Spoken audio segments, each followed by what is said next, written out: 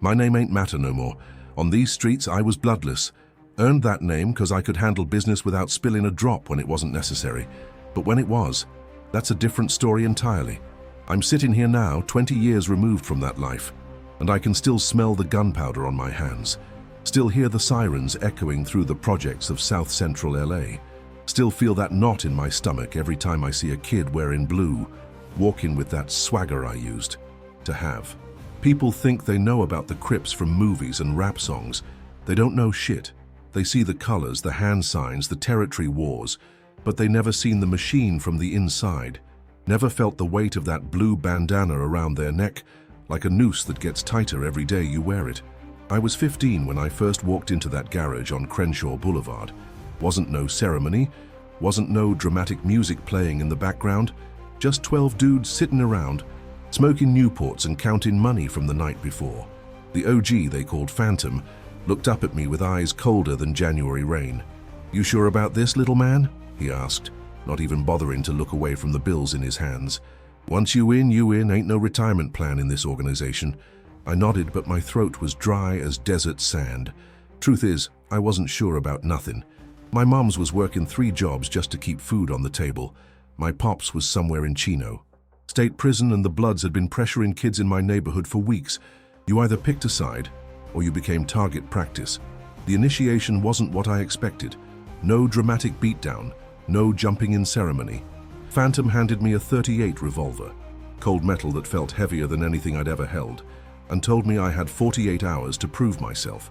The target was a blood named Cornrow, who'd been selling on our corner, disrespecting the set. "Don't gotta kill him," Phantom said, blowing smoke rings toward the ceiling. "Just make sure he understand the message. Territory is territory." That first night, I sat in my bedroom staring at that gun until sunrise. My little sister Keisha kept knocking on my door, asking if I was okay. I wanted to tell her everything, how scared I was, how I didn't really want to hurt nobody, how I just wanted to survive long enough to maybe get us both out of this neighborhood. But the walls got ears in the projects, and loose lips sink ships and get people buried. The next evening I found Cornrow outside Mickey D's on Florence Avenue. He was maybe 17, skinny kid with gold teeth and a red cap tilted sideways. When I approached him, my hands were shaking so bad I could barely keep the gun steady. "Aye, young blood," he said, not even seeing the weapon yet. "You lost or something?" I remember thinking how normal he seemed. Not like some monster, just another kid trying to make it. But that's the thing about this life.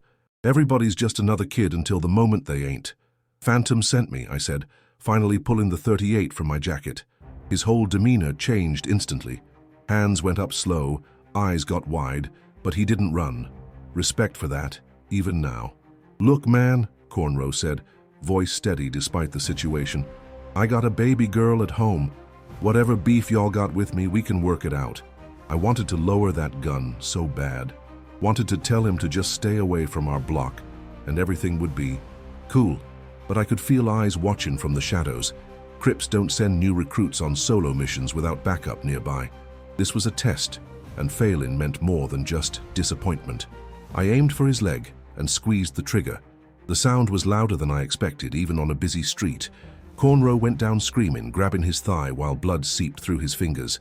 People scattered like roaches when the lights come on. I stood there for what felt like hours, but was probably only seconds, staring at what I'd done. "Tell your boys Florence Avenue belongs to 8 Tray," I said, surprised by how calm my own voice sounded. Then I walked away, leaving Cornrow moaning on the concrete while sirens wailed in the distance. When I got back to the garage, Phantom was waiting with a blue bandana and a smile that didn't reach his eyes. "Welcome to the family, Bloodless," he said, tying that cloth around my wrist like a shackle. "Now the real education begins." That night I called my mom's from a payphone and told her I'd be staying at a friend's house for a few days. She knew something was different in my voice, but she didn't press. In neighborhoods like ours, sometimes not knowing is a mercy. The next morning they gave me my first real assignment: collections. Every Crip set operates like a business, and business means money coming in regular. Whether that's from drug corners, protection rackets, or other enterprises, somebody's got to make sure the cash flow stays smooth. They partnered me with a cat named Dice. Older dude, maybe 25, with scars on his knuckles and a reputation for never asking twice. Our territory covered 6 blocks of apartment buildings, where small-time dealers moved everything from weed to crack. Rule number 1, Dice explained as we walked down Normandy Avenue, everybody pays on time every time. Rule number 2, problems get handled quick and quiet. Rule number 3, family takes care of family, but business is a business. Our first stop was a duplex where a dealer called Smokey was supposedly short on his weekly tribute. Dice knocked on the door with the back of his hand, a specific pattern that meant official Crip business. A woman answered, maybe 40 years old with tired eyes and worry lines deeper than her age should have carved. "Smokey ain't here," she said before we even asked. "When he coming back?" Dice asked, polite but firm. "Don't know. Been gone 3 days." Dice looked at me, then back at her, the woman. In the background I could hear kids watching cartoons on TV, normal life happening just a few feet away from whatever was about to unfold. "Ma'am," Dice said, stepping inside without invitation, "Smokey owes the organization some money. Now, we can wait for him to show up or we can work something out right now. What's it gonna be?" That's when I learned about the gray areas, the spaces between loyalty and survival where most of this life actually happens. Smokey's girlfriend ended, up paying half his debt with money she'd been saving for her daughter's school clothes. The other half would come out of Smokey's hide when we found him. Walking back to the car, Dice lit a Newport and gave me my first real lesson in Crip economics. "You feel bad about that woman?" he asked. I nodded. "Good. Day you stop feeling bad is the day you become something else entirely. But feelings don't change the math. Everybody eats or nobody eats, and starving gets people killed faster than kindness saves them." Over the next few weeks, I learned the intricate structure of our set. Eight Tray Gangster Crips wasn't just some random collection of dudes with attitudes. It was an organization with hierarchy, rules, territories, and consequences that were enforced with military precision. At the top was Big Hawk, an OG who'd been banging since the late 70s and somehow managed to avoid both bullets and prison sentences that claimed most of his generation. Below him were lieutenants, like Phantom, who ran day-to-day operations. Then came soldiers like Dice, who handled enforcement and collections. And at the bottom were youngsters like me, still proving ourselves, still earning our place in the machine. The communication system was more sophisticated than anything I'd imagined. Hand signals that looked like casual gestures to outsiders, but conveyed detailed information to those who knew the language. Graffiti tags that weren't just territory markers, but actual coded messages. About police presence, rival gang movements, and available product. Even the way we wore our clothes sent signals: which pocket the bandana was in, how the hat was tilted, whether shoelaces were tied or loose. "Information is ammunition," Phantom explained during one of our weekly meetings, "and ammunition keeps soldiers alive." They taught me to read the streets like a book, how to spot undercover police by their shoes and posture, how to identify rival gang members by subtle clothing choices and body language, how to recognize potential customers versus potential threats, how to disappear into crowds or alleys when things went sideways. But the most important lesson came during my 3rd week as a full member. Dice and I were collecting from dealers when we got word that a young blood named Lil Marcus had been seen tagging over our graffiti near Western Avenue, a direct challenge that couldn't go unanswered. "Time for your real education," Phantom told me that evening. "Tonight, you learn what loyalty costs and what betrayal pays." We rolled 6 deep in 2 stolen cars, armed with everything from baseball bats to semi-automatic weapons. The plan was simple: find Lil Marcus, make an example, send a message that would echo through the neighborhood for months. We found him at a house party in Blood territory, surrounded by his crew, laughing and drinking like he didn't have a care in the world. Maybe he figured his colors would protect him on his own turf. Maybe he thought we wouldn't dare make a move so deep in enemy territory. He was wrong on both counts. The attack was swift and brutal. We kicked down the front door and swarmed the living room before anyone could react. Most of the partygoers scattered through windows and back doors, but Lil Marcus and 3 of his boys found themselves surrounded by Crips with no mercy and less patience. What happened next? That's something I still see in my dreams 20 years later. Violence that served a purpose beyond just hurting somebody. Violence as communication, as business strategy, as demonstration of power. They beat Lil Marcus unconscious while his boys watched. Then they carved 8 Tray into his chest with a switchblade. making sure the scars would remind him every day for the rest of his life who owned these streets. "This is what happens when you disrespect the set," Phantom whispered in Lil Marcus's ear as he drifted in and out of consciousness. "Next time, we won't be so gentle." Driving away from that house, I realized I'd crossed a line I couldn't uncross. I wasn't just wearing blue colors anymore. I was part of something that demanded absolute loyalty and delivered absolute consequences. The initiation was over. The real education was just beginning. 6 months into my life as a Crip, I thought I understood the rules. Keep your mouth shut, watch your back, and never let disrespect slide. Simple enough for a 16-year-old trying to survive in South Central. But the deeper I got into the organization, the more I realized the codes we lived by were more complex than any law book and deadlier than any court system. The first code I learned was silence, not just keeping quiet about criminal activities. That was obvious.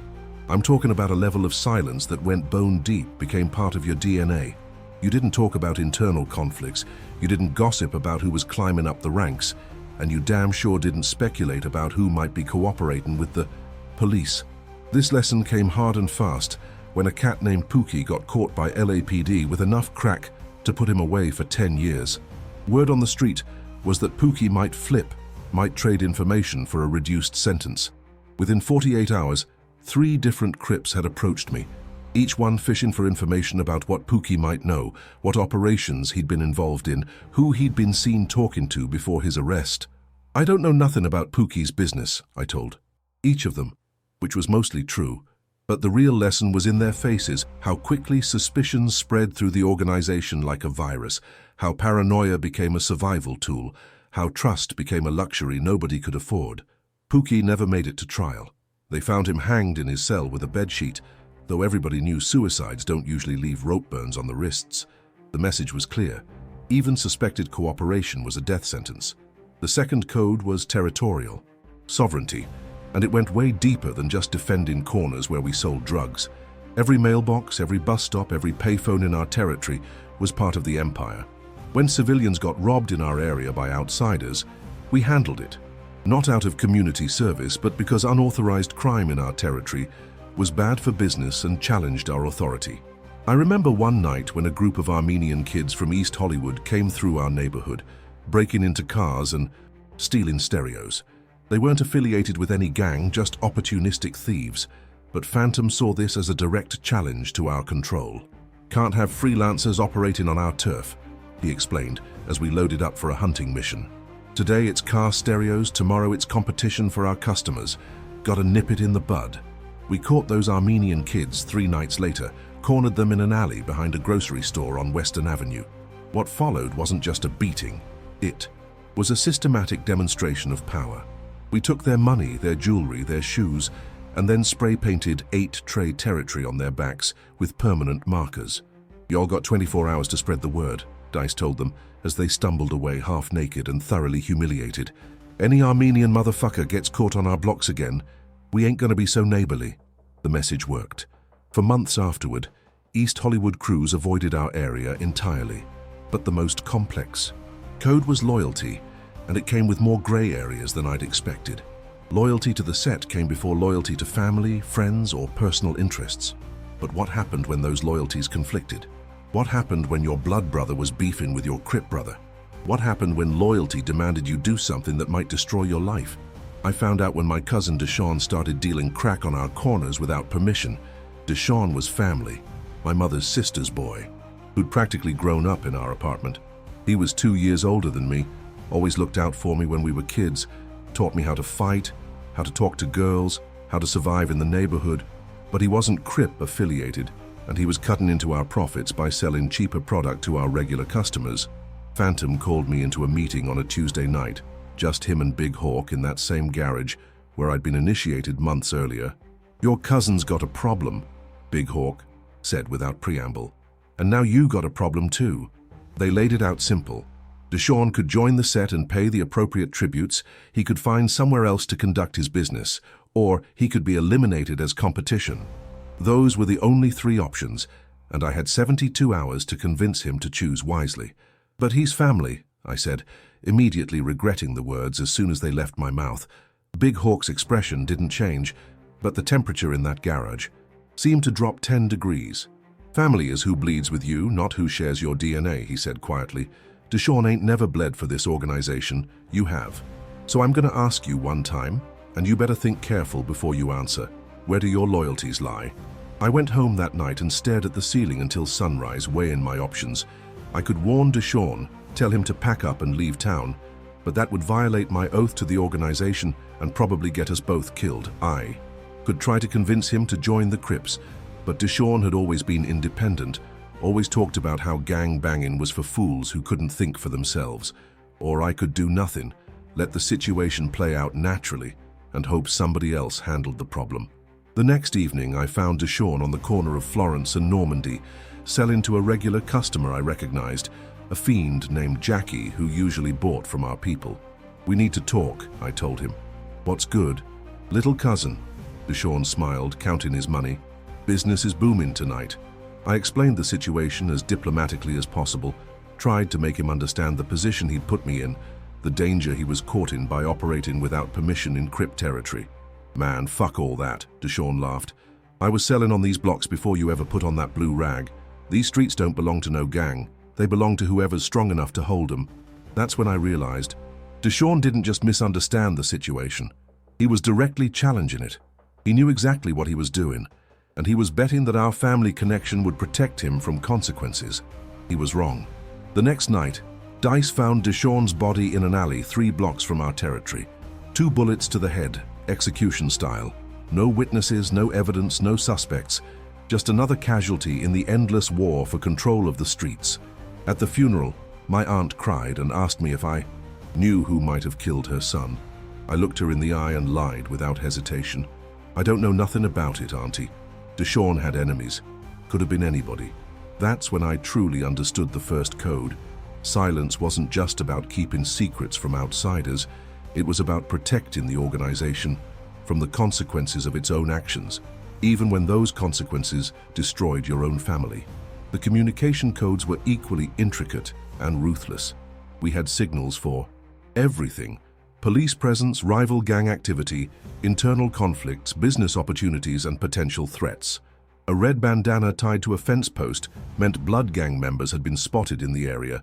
Graffiti tags with specific symbols indicated which corners were currently hot with police surveillance. Even the way we answered payphones conveyed coded information to anyone who knew the system. But the most sophisticated communications happened through women, girlfriends, sisters, mothers, and female associates who could move between territories without attracting the same attention as male gang members. They carried messages, transported money and drugs, and gathered intelligence from rival organizations. My girlfriend at the time, a girl named Shanice, who was smart enough to stay officially unaffiliated but loyal enough to help when needed, became one of my most valuable assets.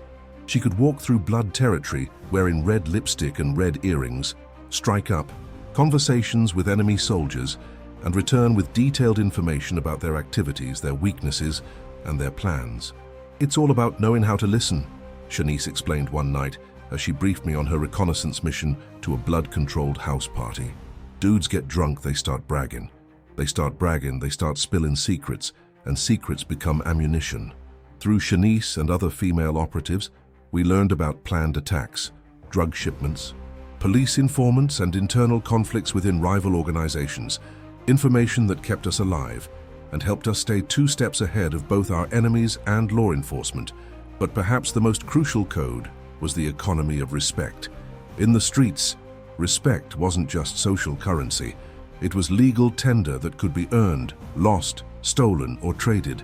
Every interaction was a transaction. Every confrontation was an investment. Every victory or defeat affected your standing in the complex hierarchy of gang politics.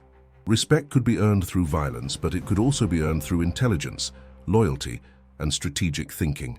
The dudes who lasted longest weren't necessarily the craziest or most ruthless. They were the ones who understood how to balance aggression with diplomacy, how to build alliances while eliminating threats, how to project strength without inviting unnecessary conflicts. I learned this during a tense negotiation with a Mexican gang called Florencia 13, who controlled territory adjacent to ours. They'd been expanding into our area gradually, testing our response, seeing how much ground they could take before we pushed back. Instead of immediately escalating to violence, Big Hawk sent me and Dice to arrange a sit-down with their leadership. The meeting took place in neutral territory, a barbershop owned by an older Mexican man who commanded respect from both organizations. "We ain't looking for war," I told their shot caller, a heavy-set dude named Gordo with tear tattoos under both eyes. "But we ain't backing down either. Y'all want to expand, we understand that. But expansion don't have to mean conflict." What followed was 3 hours of careful negotiation that established new boundaries, created protocols for resolving disputes without violence, and even opened opportunities for mutual profit through coordinated drug distribution. Both organizations got what they needed without the costs and risks of an extended war. "That's some diplomatic shit right there," Phantom told me afterward. "Violence is easy. Any fool with a gun can start shooting. But build in solutions that keep everybody breathing and paid. That takes real intelligence." The respect I earned from that negotiation elevated my status within the organization more than any shooting or beating could have accomplished. Other members started coming to me for advice, including me in higher-level discussions, treating me like someone whose opinion mattered. But respect was fragile, and it could be lost as quickly as it was gained.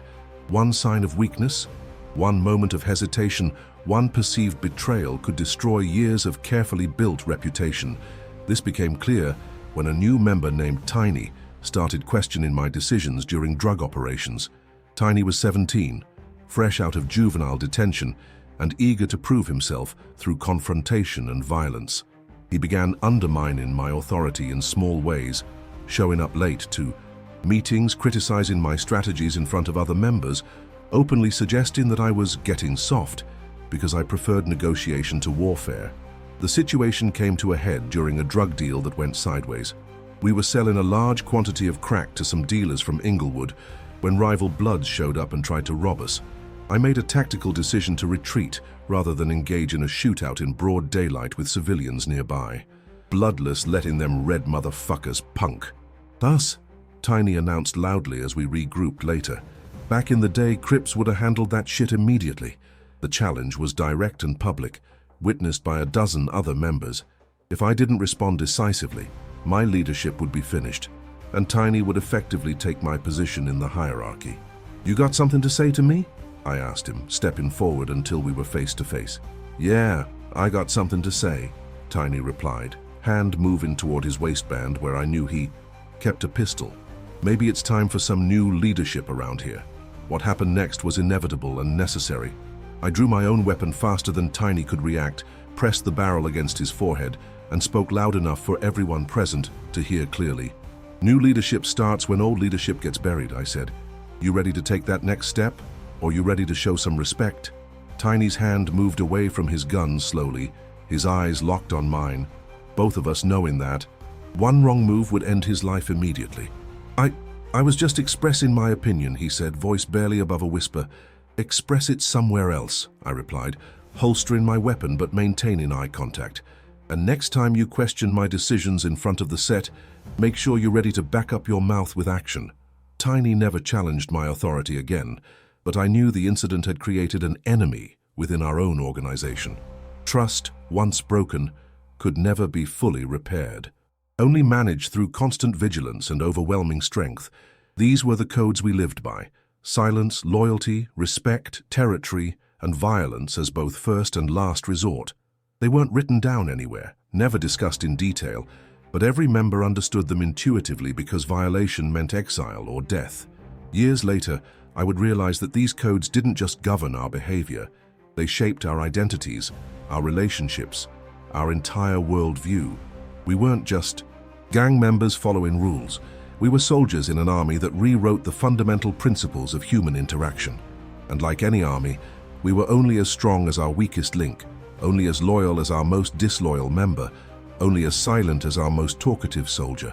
The codes kept us alive, but they also trapped us in cycles of violence and retribution that none of us fully understood until it was too late to escape. By my second year as a Crip, I'd earned enough respect to be brought into the inner circle, the level where real decisions got made and real secrets got shared. That's when I learned that everything I thought I knew about the organization was just surface level. The deeper structures, The financial networks, the political connections, the long-term strategies, all of that existed in shadows most members never saw. Big Hawk called me into a meeting at a new location, not the usual garage, but a legitimate business, a car wash on Crenshaw Boulevard that served as a front for money laundering operations. The contrast was jarring. Customers outside getting their rides detailed while inside, we discussed murder, drug distribution, and territorial expansion. "You ready for more responsibility?" Big Hawk asked, counting stacks of cash that represented weeks of profits from various operations. I nodded, not fully understanding what I was agreeing to. "Good, because we got problems that need permanent solutions, and I need soldiers I can trust to handle business."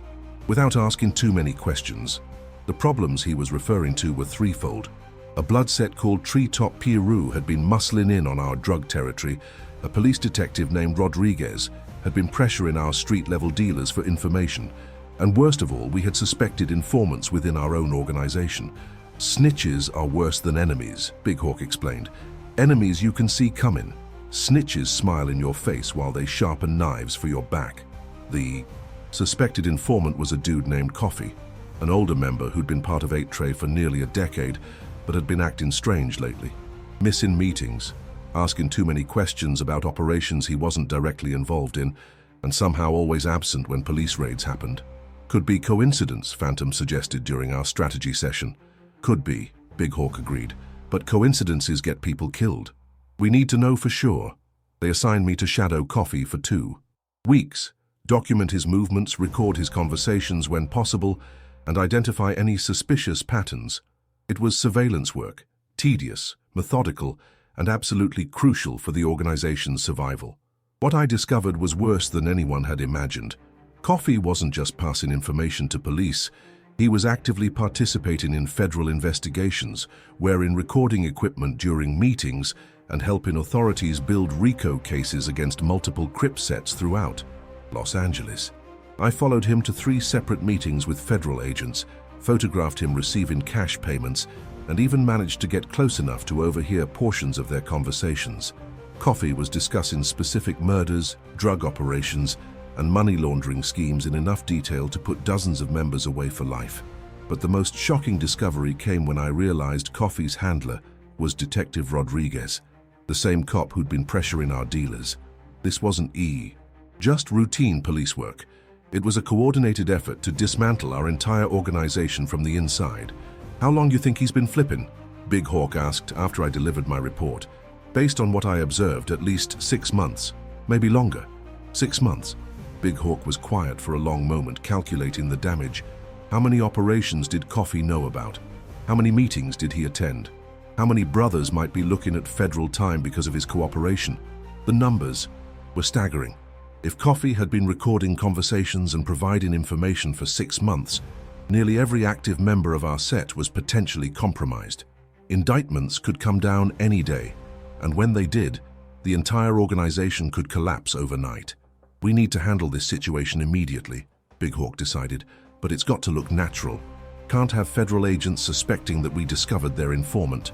The plan they developed was elegant and brutal. Coffee would be killed during what appeared to be a routine conflict with rival blood members. His death would seem like random gang violence rather than targeted retaliation for cooperation with authorities. They assigned the execution to me and Dice, along with specific instructions about timing, location, and methodology. The hit had to happen within 48 hours before Coffee could attend his next scheduled meeting with federal agents. "Remember," Phantom told us as we prepared our weapons and alibis, "this ain't personal, this is business. Coffee made his choice when he decided to cooperate with our enemies. Now we got to make ours." I'd participated in violence before, shootings, beatings, intimidation, but this was different. This was premeditated murder of someone I'd known for months, someone who'd shared meals with us, laughed at our jokes, claimed to be loyal to our cause. The personal betrayal made the violence feel more justified, but also more sickening. We found Coffee the next evening at his regular hangout, a liquor store on Western Avenue, where he often bought cigarettes and lottery tickets. The plan was simple: follow him home, stage a drive-by shooting that would appear to be blood retaliation for recent territorial disputes. But plans rarely survive contact with reality. As we trailed Coffee's car through residential streets, he suddenly pulled over and stepped out, waving for us to approach. Either he'd spotted our surveillance, or he was expecting to meet someone else entirely. "What's up, Bloodless?" Coffee called out, seemingly relaxed and unsuspicious. "Y'all need something?" Dice and I exchanged glances. This wasn't how the scenario was supposed to unfold, but we were committed to the mission. I stepped out of our car with my hand on my pistol, still concealed beneath my jacket. "Just checking on you, OG," I replied, walking closer while scanning the area for witnesses or potential complications. "Heard you've been having some troubles lately." "Troubles?" Coffee laughed, but there was something nervous in his voice. "Nah, man, everything's smooth." "Why? Somebody saying different?" That's when I noticed the small wire running from his collar toward his chest. Recording equipment, almost certainly transmitting our conversation in real time to federal agents who might be nearby. Coffee wasn't just an informant anymore. He was actively wearing a wire, probably trying to gather more evidence for upcoming prosecutions. This chance encounter was being recorded, and every word we spoke was potentially incriminating. "Everything's cool," I said, backing away slowly while signaling Dice to retreat. "Just wanted to make sure you were straight." Yeah, I'm good," Coffee insisted, but his hand moved toward his jacket pocket, either reaching for a weapon or trying to adjust his recording equipment. The situation deteriorated rapidly. Coffee realized we'd spotted his surveillance gear. Dice drew his weapon, thinking. Coffee was armed, and suddenly all three of us were trapped in a confrontation none of us had planned. "Don't make this harder than it needs to be," I told Coffee, pulling my own gun, but keeping it pointed toward the ground. "Y'all don't understand," Coffee said, hands raised but voice urgent. "They got pictures, recordings, evidence against everybody. They're gonna sweep up the whole set unless somebody cooperates. I'm trying to save lives here." "By destroying lives," Dice replied, weapon now aimed, directly at Coffee's chest. "By preventing a war that's gonna get everybody killed or locked up forever," Coffee shot back. "Y'all think this is about loyalty. This is about survival. The feds got enough evidence to put Big Hawk away for 3 lifetimes. They got enough to prosecute every active member under RICO statutes. Cooperation ain't betrayal, it's damage control." For a moment I almost understood his logic. If federal indictments were inevitable, maybe cooperation could minimize the casualties, protect some members while sacrificing others. Maybe Coffee wasn't a traitor but a realist, making hard choices in an impossible situation. But then I remembered the code. Loyalty above all else, silence above self-preservation, the organization above individual concerns. Coffee had violated every principle we'd sworn to uphold, regardless of his motivations. "Should have talked to Big Hawk before you talked to the feds," I said, raising my weapon. "Should have given the family a chance to handle this internally." "Big Hawk would have killed me the second I mentioned federal investigations," Coffee replied. "Y'all know that. This was the only way to keep some people from going down with the ship." Maybe he was right. Maybe in a different situation, his cooperation could have saved lives and reduced sentences, but we weren't in that different situation. We were in this one, where his betrayal threatened everyone I cared about, where his recordings could destroy the only family I'd ever known. I pulled the trigger twice, center mass, professional and efficient. Coffee collapsed immediately, blood spreading across his shirt while he tried to speak through punctured lungs. Tell Rodriguez," he gasped. "More coming. Indictments. Next week." Then he died, still trying to save an organization that had just executed him for his betrayal. We left his body on that residential street, knowing that police would find the recording equipment and understand exactly what had happened. The message would be clear to any other potential informants. Cooperation with authorities was a death sentence, regardless of motivation or justification. Driving away from the scene, I felt something I hadn't experienced since my first shooting, genuine remorse mixed with cold satisfaction. Coffee had betrayed us, but he'd also tried to protect us in his own misguided way. He died believing he was saving lives, while we'd killed him for threatening those same lives. "Think he was telling the truth about indictments coming next week?" Dice asked as we ditched the murder weapons in a storm drain. Don't matter now, I replied, though the question haunted me for the rest of the drive. Coffee's gone, his wire's dead, and whatever he told them can't be untold. We just got to be ready for whatever comes next. What came next was worse than any of us had imagined. The federal raids began exactly 1 week later, just like Coffee had warned. SWAT teams hit 17 locations simultaneously: trap houses, legitimate businesses, private residences, even the car wash where we'd been meeting. They arrested 43 people in the first wave, including Big Hawk, Phantom, and most of the organizational leadership. I avoided capture by pure luck. I'd been visiting my sick grandmother in Riverside when the raids went down, establishing an alibi that kept me off the initial arrest list. But watching the news coverage that night, seeing brothers I'd known for years being perp-walked in handcuffs and federal custody, I realized Coffee's death had accomplished nothing except eliminating a potential witness who might have testified in our favor. The indictments were massive: 127 pages of charges including murder, drug trafficking, money laundering, racketeering, and conspiracy. The federal prosecutors had detailed records of our operations dating back 3 years, financial documents tracing money through multiple bank accounts, and recorded,